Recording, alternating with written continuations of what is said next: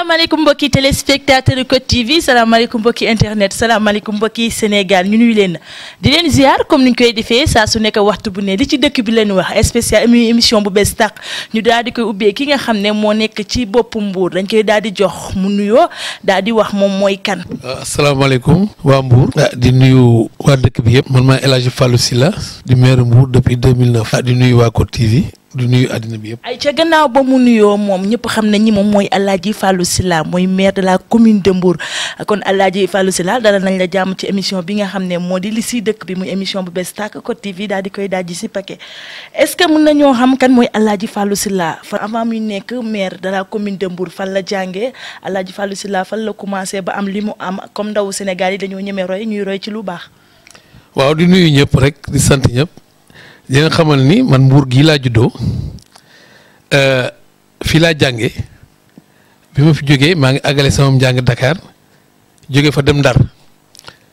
jàng ji foofu bi ma ñëwee aussi yor naa diplôme technicien vétérinaire. bi ma ñëwee toog dama ubbi sama pharmacie et clinique vétérinaire di fi liggéey. loolu nag yàgg na ba léegi sax maa ngi ci ndax mënuma xëy te jaaruma fa. maire bi nag. mooy li ma la wax léegi rek depuis 2019 maa ngi fi. maa ngi nekk aussi ci parti socialiste. waaye bi may ñëw ci maire bi aussi ci coalition ànd defar Mbour laa bokkoon. ba léegi nag aussi ñu ngi ci di góorgóorlu pour dëkk bi mën a jëm kanam. yaakaar naa ni loolu aussi il fallait que ñu leeral ko. léegi El Hadj Fallou Sylla dañuy ñëw ci li nga xam ne moo soxal dëkk bi soxal Mbour comme ne dañ ne li si dëkk bi ñu daal di waxtaane li nga xam ne moo di problème mu Mbour ñu daal di koy njëkkee ci li nga xam ne moo di suuf.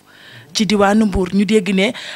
fële ca Château d'eau dafa amoon loo xam ne suuf boo xam ne nit moo ko moom ñu génn ci jox ko beneen nit ñu daal di koy toj est-ce que loolu mën nga ñu koo leeral ko askan. waaw xam nga Château d'eau loolu ñuy wax yëpp xam nga nit ñi dañoo xamul te duñu laaj. Mbour ñun moomuñu suñu moom suuf soosu benn tubaab bu ñuy wax monsieur Paye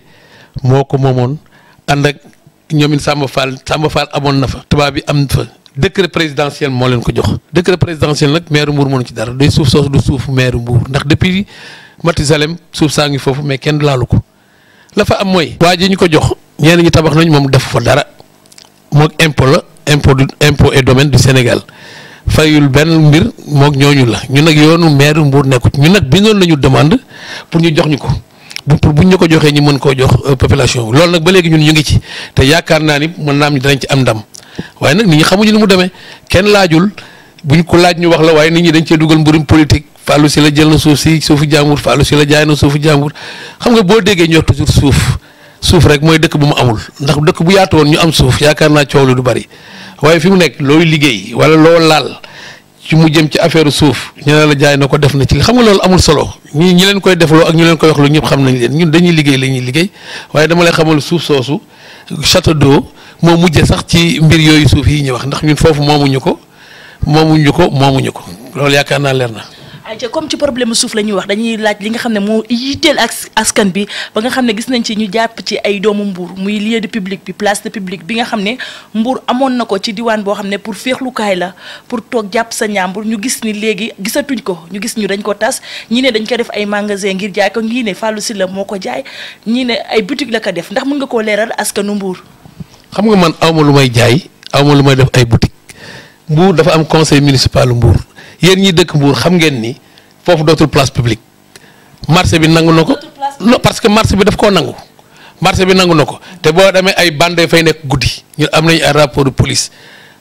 borom ñaari tur yi guddeeg bëccëg ñu nga fa lampe boo fa def ñu toj ko agressé nañ fa nit ba rey ko loolu yëpp nag ñëpp xam ko kenn du fa yónni sa mbokk guddi mu dem toog di feexlu. léegi en tant que maire. en tant que maire de la commune de Mbour yow nga gis loolu yëpp ndax jëloon nga ci say matukaay. waaw mais ba ñu jël say matukaay di ko mën a lampe boo fa def ñu toj ko xam nga mënoo buntu kër gu nekk wala place bu nekk nga teg fa ay policiers. mais waroon na am ay garde. ban garde xanaa garde kay booy garde da ngay garde loo xam ni bu xaaju guddee wala 2 heures du matin gaa ñi féexal la mais foofu gardien bu fa nekk guddi sax ñu dàq la parce que ay yooyu fa nekk ñooñu ñëpp xam nañ ko waa Mbour ñoo ko gën a xam loolu nag depuis 2015 la ñu voté ci conseil municipal Mbour kooku dama koy fàttali toujours nit ñi dégg nga 53 voix moo ko voté. bi kenn ci contre benn abstention loolu bi mu amee ñu voté ko léegi bi ñu ko voté ñu ne kii dañ koy déplacer xam nga place publique supprimé wuñu ko dañu koy déplacer yóbbu ko ci boru stade bi ku def boru stade bi xam ne ni ñu ngi koy commencé ñu ngi ko fay defar foofu am na sécurité jàkkaarloo nag gendarmerie. léegi li place publique bi nga xam ne dañ koo tas lan lañ fay def. mais place publique wax nañ ko parce que conseil municipal moo ne dañuy wut ay partenaires comme marché bi ñoo foofu gis jaaykatu fëgg jaay yëpp foofu la ñu nekk ñu ne kii nañu ko def ay magasins yu mag ay magasins laa la wax yu mag def fa ay cantines yoo xam ne mat na 4 mètres carrés pour nit ñi mën a liggéey ndax fi mu nekk foo dem ñu ne la amuñu fu ñu liggéey amuñu fi envahir ko léegi li ci am mooy bi ñu defee loolu dañu ne dañuy génnewaat mbedd yu jëkk yi mbedd ya fa nekkoon dañu koy génnewaat ndax libre circulation bi danañ fa def jumaa ju rëy ndax centre ville bi yëpp xam nañu amul jumaa danañ fa def parking boo xam ne borom oto yi nga xam ne dañuy ñëw ci marché mën nañu faa gaare bu ngoon jotee ñu ñëw jëlaat seeni oto dem pour libre circulation bi mën a dox waaye loo ci laal wala looy liggéey bëgguñu dëkk bi xam na du ñu dem te kenn du dem dëkk bi nag dafa am ci ay loxo yu ñu ko teg ci conseil municipal lépp lu mu décidé na danañ ko def politiciens yi nag bu leen neexee ñu jiital xale yi lu leen neex ñu wax lu leen neex ñu def waaye ñun loolu safuñu waaw ay maire jaay na fii ak maire nangam ak nangam yooyu yëpp yàgg nañ ko dégg waaye amul solo. non loolu dana ma naqari parce que kii wax loolu dafa xamul day jéem a yàq dana ma naqari dana naqari sama famille sax ndax am na ñoo xam ne dana leen naqari am na ci samay dëkkandoo dana leen naqari mais ñooñu xam nañ ma xam nañ sama jikko xam nañ loolu amul fii lu ñu fii jaay kooku terrain waa Mbour ko moom dañoo bëgg waa Mbour jariñu ci ñu def ko ay magasin ñëpp dem liggéey moo gën ñu bàyyi ko foofu ñi ci def lu dul noonu ñëpp xam nañu ni mu demee kenn du fa am sa famille ne ko demal nga feex lu ji foofu ñëpp xam nañu ko loo fa def ñu def ko loo fa def ñu yàq ko agresseur nag kenn mënu ko aaye fenn boo gardé fee mu dem fële nga gardé fii mu dem fële loolu ñëpp xam nañu ko lu ñu d'accord ba waxtaan ne lii dañu koy def ñu def ko la waaye du loo xam ni dañoo toog suñu coobare man maire Mbour Fallou Sylla mënumaa décider dara te conseil municipal Mbour àndu ci loolu damaa bëgg mu leer ci bopp ñëpp ñi wax nag yàgg nañoo wax di yàq der mais loolu safuma li may liggéey daal dinaa ko liggéey ndax askan wi. léegi ñu gis ni Mbour dafa am xar kanam gu bees tàkk bañ naka Mbour mu ngi changé ci wàllum ay projet yoo xam ne kenn xamul ne ay tali la te travaux yi fan la toll lan moo tax travaux yi daal di arrêté. non xam nga travaux yi ñoom ils sont dans les délais ñu ngi. wala ay kii tali dafa am tali yoo xam ne goudron la am na yoo xam ne pavage la am na ci comme yi mel ni buntu maire yi bari na ci comme yi jëm préfecture pavage la am na yeneen ñu ko wër. non du yëpp la ñuy def pavage am na ay tali yoo xam ni sax dañu dugg biir 11 novembre dégg nga gis nga tali bi nekk fële jàmm gën tali yi mat na à peu près 9 kilomètres yoo xam ne ñu ngi koy def ci dëkk bi tali yooyu nag liggéey bi yéex na yéexul parce que ñoom nee nañ ñu ngi dans les délais bu ñu toogee nag toujours ñu ngi leen di ñaax xam nga état bi aussi dafa am ay travaux yu bari yu mu doon def dégg ngeen autoroute Ila Touba dégg ngeen TER bi dégg ngeen aéroport bi yëpp li état bi def matériel la laaj moo tax yu bari sax dafa xaw a wàññeeku mais taxawul te loolu bu soobee yàlla loolu dafa ànd ak tali ànd ñuy yenn yi pavage la dafa ànd ak assainissement aussi fu ndox mi nga xam ne dootul taa ànd ak électricité ay lampe nga xam ne dañ koy def ci dëkk bi pour dëkk bi gën a leer yooyu yëpp nag nit ñi yàkkamte nañu mais gis nga saa yu paree rek dañuy defee ni sax loolu coono boobu mosu fee am parce que yàgg na aussi mais nag ñu ngi dans les délais. travail yi dafa yàgg monsieur le maire. ah waaw mais yàggul ci man parce que loo xam ni wax naa la ko léegi travaux yi ñoo bari fépp au Sénégal fépp la ñuy laal gars yi dañuy laal fii laal fee laal fii mais bu soobee yàlla temps yi di ngeen gis ñu gën koo accélérer ndax waxtaan nañoo ak ñoom te ñoom nee nañu ñu ngi dans les délais nag mooy fii ba janvier ils sont dans les délais. ci ñoom. ay ca monsieur le maire ñi ñëw ci li nga xam ne yaakaar naa jamono ji yaa ngi koy dégg mu lëmbee Mbour muy fële nga li nga xam ne moo di liberté ca wàllu bay dëkk ba agression ba fa am ñi nga xam ne ñoo dëkkee ci boulevard bi ñu ne loolu ñoom ñëpp dañoo nekk ci ginnaaw maire moo tax loolu daal di am ci dëkk bi. waaw xam nga li may wax rek affaire yàqu der la gis nga ñooñu fa nekk ci boulevard boobu. parce que kooku dafa préciser ne le fait que mu def comme maire moo nekk seen ginnaaw. monsieur Fallou Sylla waaw xam nga loolu man du ma ci tontu fi ma war a jaar ak moom dinaa fa jaar ak moom man dama ci dul tontu parce que xale boobu xam nañu ko ñëpp xam nañu ko fii ci Mbour dégg nga te foo ko fekk ma nga ca lu ko neex lay def lu ko neex lay wax ñëw na sama bureau ñu expliquer leen lu mu demee foofu man bi ma nekkul maire sax laa lay wax foofu 27 ans 30 ans ñooñu fa la ñu dëkk bi Ablaye Wade ñëwee dafa ne nañu lotissé foofu bi ñu ko lotissé ba mu des foofu ñooñu toog fekk ñun ñu jël nguur gi. bi ñu ko jëlee ñoom ñu bind foofu ñaata yoon la lakk fii ci dëkk bi boulevard boobu ñaata yoon la lakk ñaata am na fa ñoo xam ne faatu nañu fa dégg nga te li may wax bi ñu ko defee conseil municipal Mbour ñoo taxawati ne ma lii yàgg nañu fi def nañ fi 30 ans 25 dañu koy defar maanaam restructuration lay doon ña fa nekk ñu bàyyi leen fa ubbiwaat ay mbedd ñooyu ñu toog fa ba ñu ko defee bi ñu ko di d'accord ay nit a taxaw fii ne foofu promenade des Mbour lañ koy def kenn du ko fi bàyyi noonu te ñun ñooy maire ñun ñooy décider conseil municipal Mbour mooy décider waaye ñooñu duñ fa dañ fiy jóg kenn du leen fa kii te conseil municipal décider kooku man sama yoon neewuti ci la conseil municipal di wax ñu ngi koy def ñooñu ñu ngi leen jox seen i kayit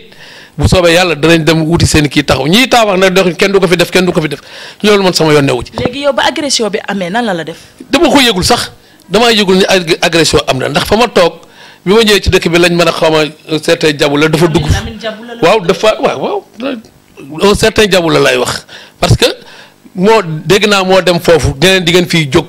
parce que ñooñu ngay gis yëpp dañ leen di yabal. nee na moom dafa tase ak ñoom ay 7 heures du matin. waaw mais kooku ay waxam la wax contre wax la da ngeen di dem ca ñamu ko seqal ñu laaj leen li loolu lan la def ba ñu xeex foofu xeex la ñu wax de bu ko neexee mu ne agressé bu ko neexee mu ne loolu la dégg nga ñële boo demoon dañuy wax ni dañuy réunion di waxtaan suñu kii mu ñëw fa ne da ngeen fay dégager te nee nañ arme yooyu mu yoroon moom moo ko indi xam nga loolu man fekkuma fa xaw ma nu mu demee dama ci màndu du ma ci wax dara parce que ñëw ni ay maire moo yabal ay nit pour ñu ñëw agressé wa ñun tal nañu leneen lu ay yabal ay nit ay jabu la ne ko dem leen ngeen pour lan gêné wuñ ci dara ay wax lay wax rek ngir seetaan nañ ko seetaan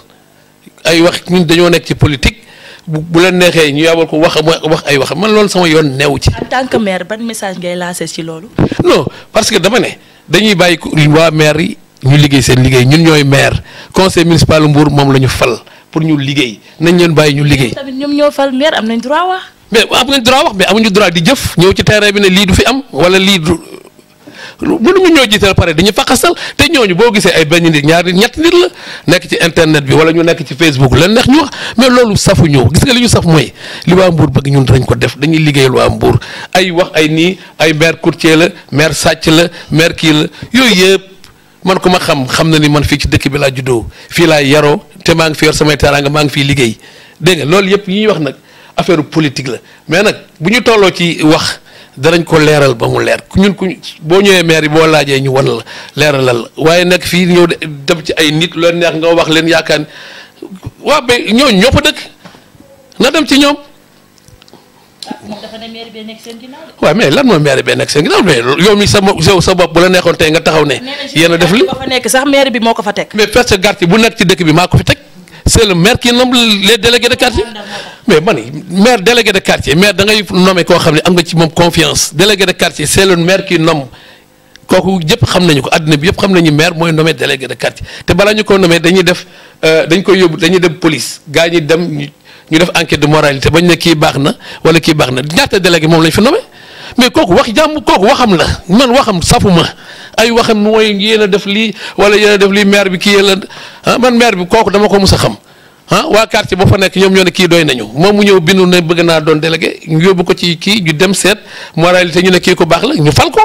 waaw mais loolu jeex na. ay ca ami téléspectateur dégg ngeen li mu wax comme ba léegi ñu ngi ci li nga xam ne moo di li si dëkk bi ñu daal di ciy dalal ki nga xam ne moo di maire dëkk bi muy Alaaji Fallou Sylla moom lañu daal di dalal suñu émission numéro 1 ba tax na Alaaji Fallou dañuy daal di jëm ci li nga xam ne moo soxal askan bi ba tey ndax li ci dëkk bi la ñuy wax mooy tali bi nga xam ne moo jógee Saly jaar Grand Mbour 3 ans ba ci Ousmane Gueye mi nga xam ne mooy sa naataangoo noppee ba léegi Mbour mënul tàmbali. xam nga nit ñi man bi may tàmbali samay tali Ousmane Gueye tàmbaliwul. toujours dañuy def non dañuy def parce que foofu la yem foofu mooy Saly ci ginnaaw non Mbour dafa tàmbali bi ñuy defar tali bi jëm ginnaaw stade bi loolu tàmbali ñun bi ñu koy defar jëlee ci des ana ñu woon xam nga Ousmane Gueye toujours wax ni kenn mënu maa booleeg moom Ousmane Gueye foo mu war a liggéey ak la muy def ñu ngi koy def dégg nga SAPCO la muy jàppale Ousmane Gueye xam nañ ko Ousmane Gueye la muy liggéey xam nañ ko fa mu war a yem na fa. dégg nga nit ñi sax dañuy dem ne Ousmane Gueye dafa bëggoon a defar tali bi ba mu dugg biir Mbour maire Mbour bañ kooku su ko Ousmane Gueye mënoon dama koy wax ne ko kaay nga def ko mais loolu amu ci tali boobu ngay gis ni mi ngi ci sunu budget dañu ko war a defar mais dafa ñun dañoo amoon ay priorité yéen xam ngeen ni tali ba lay wër biir Mbour ci priorité yi la bokk xam ngeen ni tali bi jaar 44 ci priorité la bokk ak yeneen tali yi ñu fi def yëpp ci priorité lañ bokk fële nag li tali bi ñëw foofu taxaw moo tax nit ñi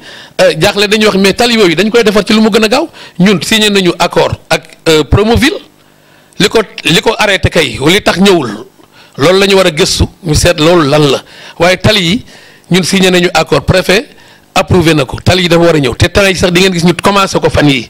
ndax jël nañu yeneen méthode waaw day jël nañu yeneen méthode mooy tali ñaari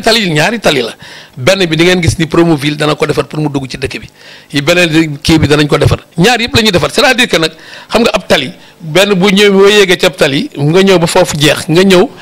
dugg ci loo xam ne du tali toujours dafay naqari nit ñi dañuy wax ne waaw kii liggéeyul nangam ak nangam mais dañu seet ni yeneen tali yi nekk ci dëkk boo jaaree ci yeneen tali yi ñooñu boo leen laajee dañuy wax ni kii liggéey na fii waaye nag mënuñoo defandoo lépp parce que budget ay tali yu bari attanul affaire tali caaxaan dugg ci il faut état di ci dugal loxoom ñun xam nañu loolu te ñu ngi ci profité pour féliciter le président de la République bi mu ñu indilee Promoville sax moo mujj jël tali boobu pour àggale ko mais c'est aussi simple que ça mais nit ñi nag bon dañoo yàkkamti waaye bu soobee yàlla dañ defar lépp. dafa yàgg waaw mais war na non ba ëpp non matul 3 ans yooyu c'est-à-dire que bi ñu koy conception bi ak bi ñu koy wax ak yooyu la mais bu yàgg bu doon 5 ans sax te ñu war koo defar dañu koy defar waaye fekkee da nga ne fii dafa yàgg mu am na ñu amagul ay tali bu ñu waxee ñu ne ñi suñuy tali am na ci ay priorité am na ñoo xam ne amuñu courant. am na ñoo xam ne amuñu ndox te foofu boobu boo demee ci ñi nga xam ne ñu ngi leen di indil courant ndox da ngay wax ñu ne Fallou Sylla kat sama waay jàmbaar la kii jàmbaar la mais nag mënoo nekk jàmbaar partout da ngay def li nga mën su ëllëgee nga def leneen dañoo yor sunu plan de travail boo xam ni plan communal la ñu ngi koy suivre foofu danañ ko defar mais nag ku ñëw rek bon yoonu Sale bi Ousmane Gueye nee na Ousmane Gueye ñu maag moom dañuy déggoo toujours Ousmane Gueye xam na fi ñu ci toll te xam nañu dañ koy defar waaye ku ñëw ne Ousmane Gueye moo defar lii waaye SAPCO moo defar lii am na ñoo xam ne sax nee nañ Ousmane Gueye defarul dara état defar yooyu yëpp ay wax la rek ñun maire yi déggante nañu gis nga fi mu nekk ñu ngi def lu ñuy wax intercommunalité muy maire Mbour Saly Ngaparou Somone Malicounda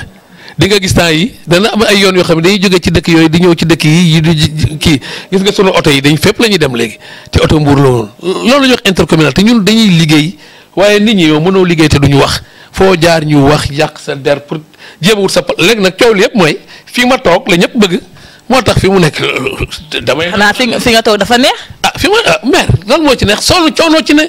sacerdoce la. neex na nag monsieur le maire neex na de. nu mu neexee.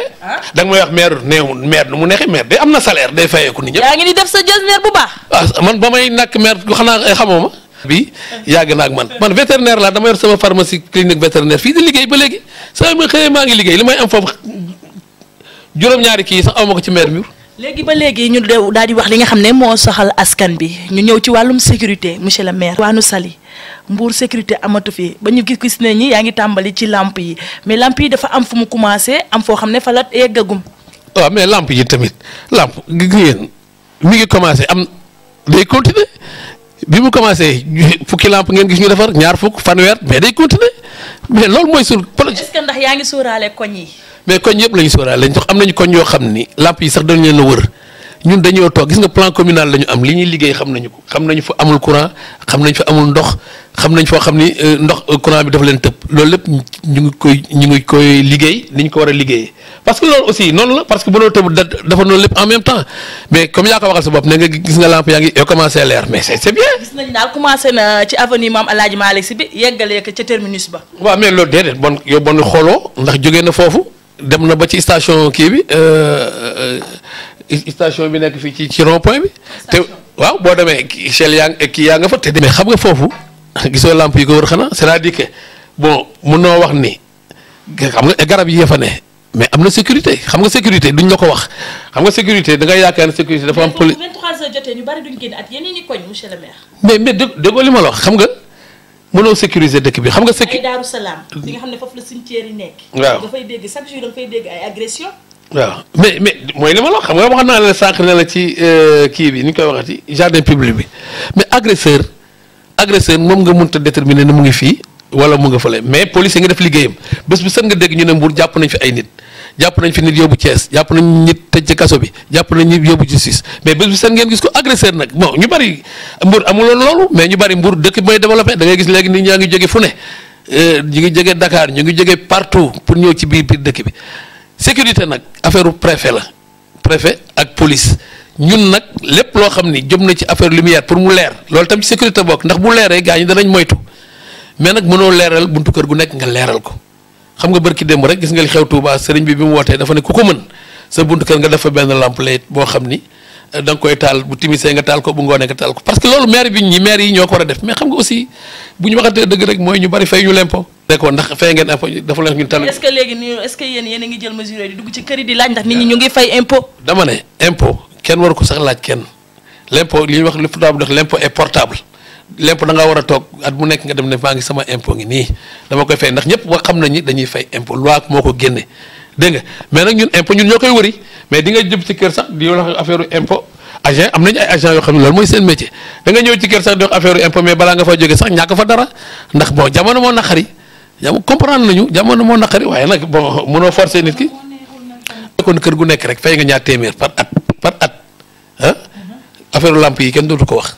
ak affaire ndox mi kenn du ko wax waaye kenn du fay te ku nekk nag boo génnee casse say droit. mais chauffeurs yi ñu ngi dagg chaque fin du mois si te ñu ngi kastali. mais chauffeurs yi mais dama ne xam nga chauffeurs yi ñëwoon affaire chauffeurs yi xam nañ ne ñu liggéey xam nga ñaata taxi fii daw ci dëkk bi. ñaata taxi moo fi daw. waaw plus de 6000 taxi ñaataay fay. ah lii la kay yi ñu nekkee ci maire bi. noonu 6000 taxi. 3 mais chauffeur bu fayul dañ koy jàpp. mais xam nga non mais mënoo jàppandoo ñëpp en même temps gaa ñi dañuy dawante gaa ñi police yi yenn saa yi ñu jàpp leen. taxi yi waxal naa ko fii li ñuy fay xam nga ko 200 francs par jour la ñuy fay ah. charrette yi dañuy fay charrette yaa ngi fay 225 mais du ñëppay fay mais xam nga c'est-à-dire que bu ñëpp fayoon laa wax xam nga nit ki li ñuy wax ni yow yaa war a am sam xelu bopp xam ni ci ab dëkk nga nekk da ngay liggéey ci dëkk bi tali yi ngay def xaalis a koy defar su fekkoon ni ku ci nekk da ngaa jóg ne man maa ngi fay wala maa ngi def loolu coow du am. waaye nag noonu la demee. léegi monsieur le maire ñu daal di ñëw ci li nga xam ne ba léegi ci askan mi lañ nekk mooy problème mu assainissement monsieur le maire dégg Mbour boo ñëwee boo defee 3 ans à l'extérieur boo ñëwaatee Mbour musul changé bu tawee même problème bi la ñuy jànkonteel taataan yi ci dëkk bi. mais taataa yi nag xam nga nag yéen nag xam nga boo nee 3 ans 4 yow boo xoolee ñaari at yi xam nga ni ndox taawatul. monsieur le maire fan la taa. ndox mu ngi taa. da nga may wax ni fii la taa. fii mu doon taa ñëpp xam nañ ko moo doon centre ville bi fii ci wetu banque bi ba ñu ko defaree ba léegi taawatul gis nga nag buy taw ay nit di filmer di dugal ci internet nit ñi du ñu xam nu mu demee te bu ñu filmer ba pare bu ñu toogee 5 minutes bu ñu toogee 5 minutes 10 minutes ndox mi dem du ñu filmer waat na ndox mi dem na buy taw nag ndox mi dafa bari gis nga inondation yooyu ñuy wax amul Mbuur inondation gis nga dëkk yi mu am ay moor ngay dégg nit yaa ngi faatu ay accident oto yaa ngay dem yi ñoonu ñaan ñu ko yàlla Mbuur bu tawee ba kii ndox mi dana dem mais nit ñi dañuy wax inondation la ndox mi dafa kii ku nekk di coow Mbuur yàllaa ñu dimbali sax dëkkub suuf la bu tawee boo toogee une heure 2 heures de temps di nga gis ndox mi dem yenn yi place yi nga xam ne nag daraan taa oto yi doon fa kii def nañ ci ay pexe ba saa yu tawee ndox mi dem na te fan yi liggéey bii ñuy liggéey ci dëkk bi dafa ànd ak assainissement wax naa la ko yooyu yëpp day dem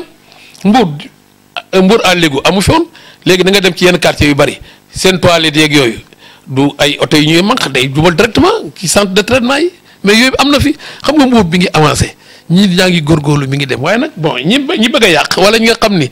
li leen soxal mooy fii ma toog doo ci dégg mukk nag ñu wax leen lu baax ci man mais loolu nag moo amul problème. yaa jiite. ku jiite ñu ñëw ci problème bi nga xam ne moo di problème mu marchand ambulant yi ak ñi nga xam ne ñoo nekkee ci biir marché bi monsieur le maire booy dugg marché doo am yoon boo jaar ndax fu nekk jaaykat mu ngi fay taxaw wala fu nekk jaaykatu ndugg mu ngi toog jaaykatu yére yi ñi nga xam ne ñu ngi daan seen doole ndax loolu jug ngeen si. mais xam nga li ñu doon waxee ngi nii xam nga dañu ne fii ñi def fii ñu doon wax nii xaw ma mooy jardin public ñu ne dañu koy defar pour nit ñi liggéey. mais monsieur le maire yéen da ngeen di dàq nit ñi semaine prochaine ñoom ñëpp ñëwaat. non non mais mi ngi noonu amuñu fu ñu suturloo léegi nag ñu ngi koy defar fu ñu suturloo ñu ngi defar ay magasin ñu ngi defar ay kii plus de 500 magasins borom kii yooyu ngay gis pousse-pousse yi ngay gis ak borom kii marchand ambulant yi boo demee ñoom nga laaj leen li maire di liggéey ndax d'accord nañ ci déet xam nga booy laaj da ngay laaj ñooñu ñëpp nga laaj leen ndax li maire def dañ lay wax ni kooku à 100% d'accord nañ ci parce que ñun ñii amuñu woon fu ñu dem amuñu woon fu ñu liggéey nit ki nag doo ko fekk tey muy jaay nga ne ko jógal fii mu jóge fi bu avancé fee lay taxawaat parce que il faut mu jaay lu mu dundali këram gis nga ñoo ñuy jaay maire bi da may nañ leen ay heure gis nga ñuy jaay ci suuf bu heure jotee yenn saa yi dañuy lalli dem mais loolu boo ko deful dëkk bi commerce bi dox ndax ñoom aussi dañuy daan seen doole dañuy liggéey mais rek nañ koy teg ci yoon dañuy wàcc yoon wi tali bi fu ñu mën kii ñu def ko léegi nag yii ñu leen di defaral pour ñoom ñëpp ñu ñëw fa gis ci seen bopp yor seen i magasin jaay moom la nit ñi taxaw fi ay nekk fii di wax ni loolu waruñu ko fee def danañ ko fee def nag. dañ ko fee def par force. lu conseil dañ koo décidé conseil municipal ko décidé population bi ànd nañ ci danañ ko def ay ñaar nit ñetti nit mënuñoo nekk ci internet di yàq liggéeyu Mbour duñ ko nangu tey duñ ko nangu. ay ca ñu dégg li monsieur le maire di wax waaye balaa moo tàggoo comme dafa mel ni temps bi mat na il faut que ñu daal di xool monsieur le maire fu mu toll ndax Mbour foo dugg wala foo romb ñu ngi bind seen t-shirt ne Fallou Sylla alalaay dégage alalaay dégage ñuy laaj ndax monsieur le maire pare na pour nekkaat 3e mandat waaw wala déet. dama ne xam nga ñoo ñuy wax alalaay dégage rek Fallou Sylla dégage rek dañ leen koo sant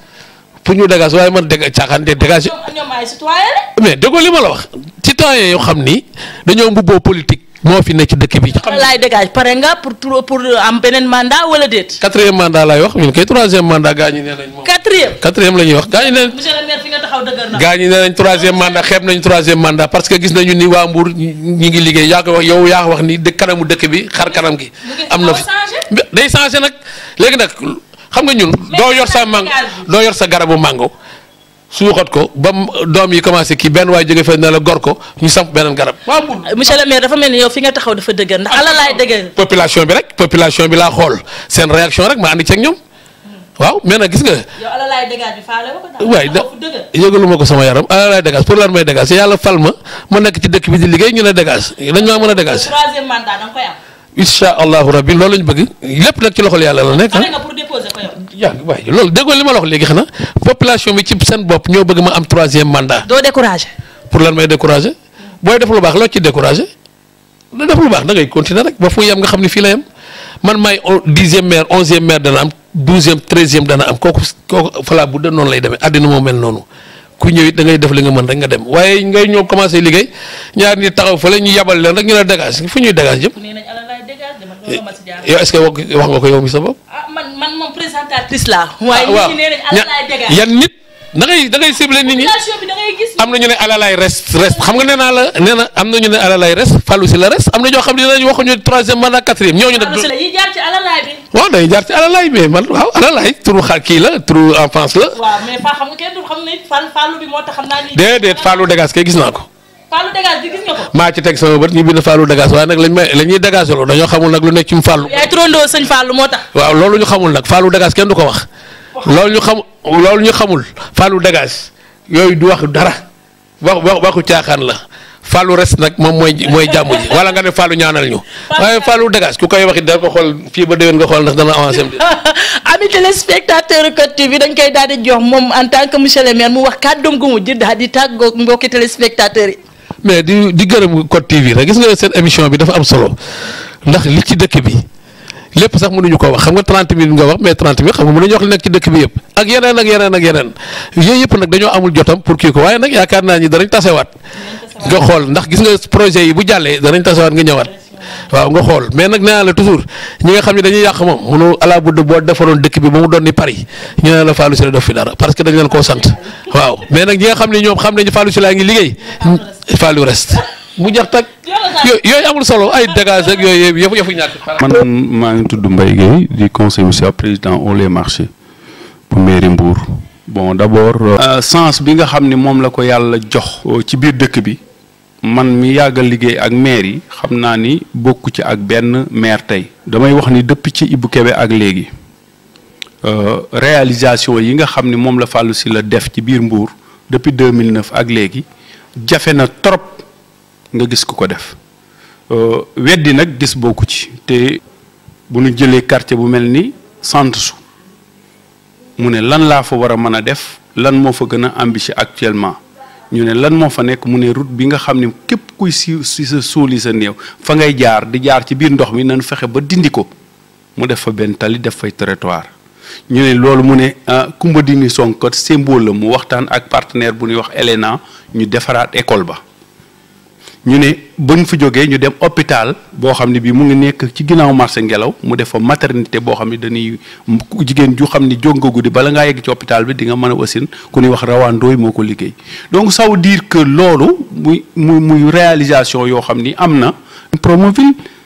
yaa ay la yéwén je pense que am na loo xam ne lii mu ngi avancé ci dëkk bi te incha allah rabbi bala moo yeggal maanaam dina fi def loo xam ne di am ci ay tali ak yooyu boo demee 44 bi. Serigne Fallou reste laay wax. ayca ami téléspectateur jaajëfal naa leen bi wér a wér di kontaan si fidélité bi ngeen am di ko safoo woon la Côte TV mais jaajëfal sama caméraman Laye Junior nga xam ne saa su nekk waxtu bu ne ñooy ànd muy jàpp sama combat waaye di jaajëfal ki nga xam ne tey moo ma jàpp sama combat ki def maquillage bi di Mami Bari ma koy remercier bu bëri wér waaye ki ma solal di ACD Couture tata Ndeye Fatou Keita at madame Dia Awa Konaté maa ngi leen di jaajëfal di leen jox rendez-vous beneen émission li ci dëkk bi at beneen autorité ci dëkk bi ciao ciao